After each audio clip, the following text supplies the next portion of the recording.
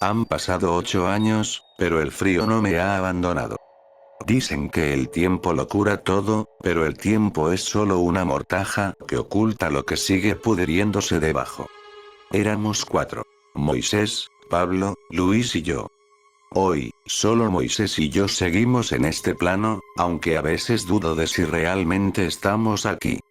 Los otros dos, bueno, ellos se fueron, pero no de la forma en que uno se muda de ciudad. Se fueron hacia adentro, hacia un lugar donde la luz no llega. Era una noche pesada en la universidad. El turno nocturno siempre tiene ese aire de abandono, con pasillos que parecen estirarse más de lo debido bajo las luces fluorescentes que zumban como insectos moribundos. Llegué una hora antes, como siempre. Mis amigos no tardaron en aparecer. En mi estúpida arrogancia juvenil, les mostré un video que había visto esa tarde. Charlie. Un juego simple, decían. 2 lápices, una hoja, una cruz. ¿Qué podía salir mal? Oigan, ¿por qué no jugamos? Dije, con una sonrisa que hoy me parece la de un condenado. Pablo y Luis, los más jóvenes, dudaron.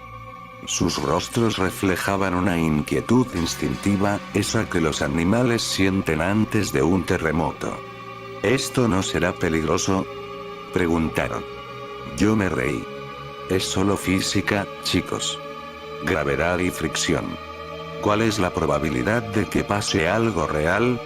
Esa frase es la que más me duele recordar. Nos escondimos en un salón del último piso, un lugar que olía a polvo y a encierro. Dibujé la cruz. Escribí los sí y los no. Coloqué los lápices con un cuidado casi quirúrgico. Nos rodeamos, uniendo nuestras respiraciones en el silencio opresivo del aula. Charlie, ¿estás aquí?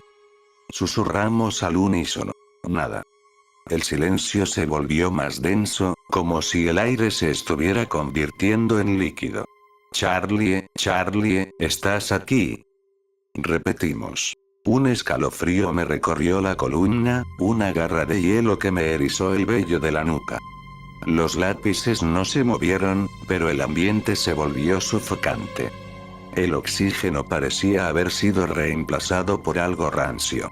Ven, les dije, mentí, con la voz quebrada por un nerviosismo que no podía ocultar. No hay de qué preocuparse. Fuimos a clase. Todo parecía normal, hasta que dejó de serlo. Vi a Luis en el pasillo. Su rostro estaba ceniciento, sus ojos fijos en un punto detrás de mí que yo no me atrevía a mirar. No me saludó. Solo siguió de largo, arrastrando los pies. Al final de la última clase, el horror se desató. Intenté salir del salón, pero la puerta estaba soldada al marco. No había nada obstruyéndola, simplemente no cedía. El profesor lo intentó, luego otros compañeros. Nada. Entonces, las luces empezaron a parpadear con un ritmo frenético, como un código Morse de agonía. Y ahí estaba. En la esquina trasera del salón, una silueta negra, más oscura que la propia sombra, se erguía sobre el suelo. No tenía rostro, pero sentía su mirada devorándome. Los demás gritaban, pero no por la sombra, ellos no podían verla, sino por el frío repentino que hacía que el aliento se congelara en el aire. Golpeé la puerta con una fuerza inhumana, el hombro se me dislocó, el polvo del marco caía sobre mí como ceniza. Cada vez que parpadeaba, la silueta estaba un paso más cerca. Cuando la puerta finalmente cedió, arrancando la manija de cuajo, el caos fue total. La universidad se estaba cayendo a pedazos. El agua de los baños brotaba negra y espesa, inundando los pasillos. Las ventanas estallaban hacia adentro sin razón alguna, sembrando el suelo de cristales que se clavaban en la carne de los que huían. Moisés logró salir, pero Pablo y Luis no. Regresé al salón del ritual. El tiempo allí parecía haberse detenido. Los encontré en trance, arrodillados frente a la hoja. Sus pieles tenían un tono azulado, cadavérico. Sus ojos, Dios mío, sus ojos eran pozos de petróleo, sin iris, sin blanco, solo una negrura infinita. Recitaban algo en un lenguaje que sonaba como piedras chocando entre sí, una lengua muerta que hacía que mis oídos sangraran. El lápiz sobre la hoja giraba con tal velocidad que emitía un silbido agudo, cortante. Los tomé de los brazos y corrí. Me golpearon, me mordieron, me maldijeron con voces que no eran las suyas. Nadie en tu familia se salvará de ella, siseó Luis, clavando sus dientes en mi antebrazo. No los solté.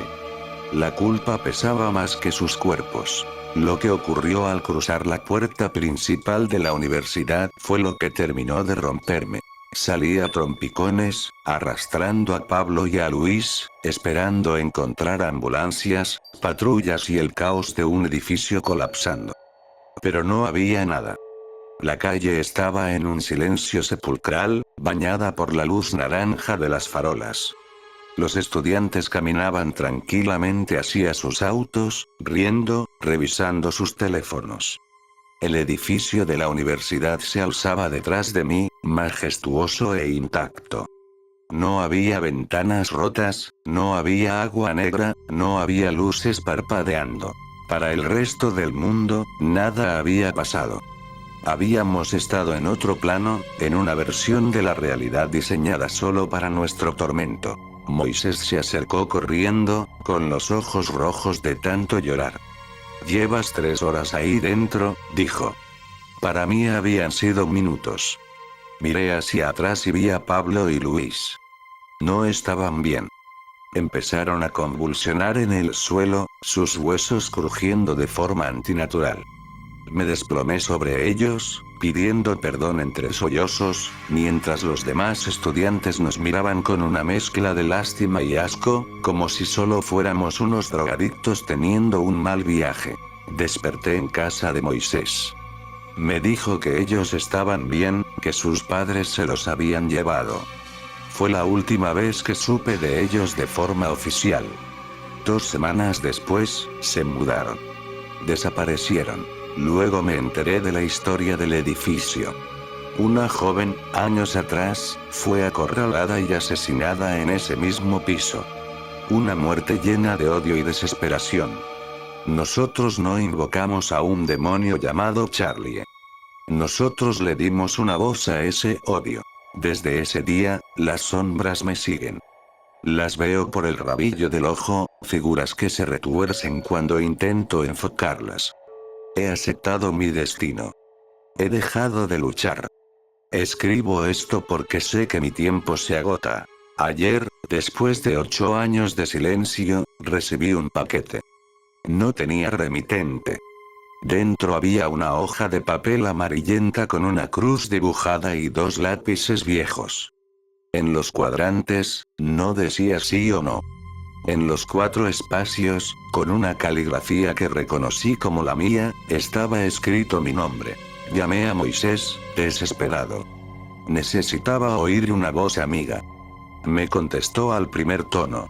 «Moisés», pregunté, temblando. «Me ha llegado algo, el juego está aquí». Hubo un silencio largo al otro lado de la línea. Un silencio que olía a polvo y a encierro. «Moisés no puede ponerse ahora», dijo una voz. Era mi propia voz, pero sonaba como si viniera desde el fondo de un pozo.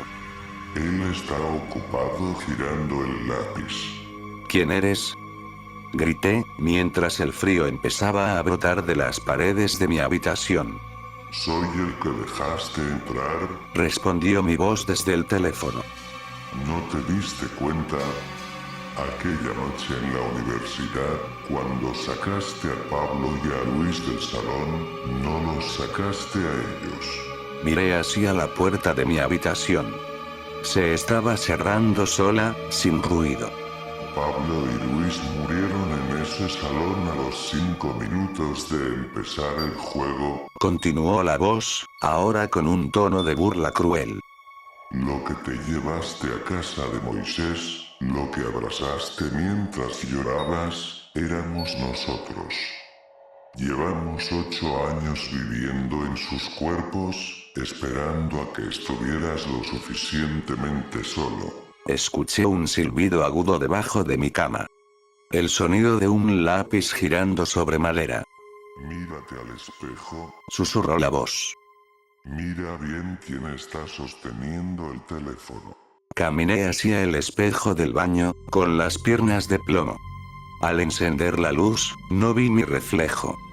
Vi a una joven con el rostro destrozado, sosteniendo un revólver antiguo contra su propia sien. Pero lo peor no fue eso.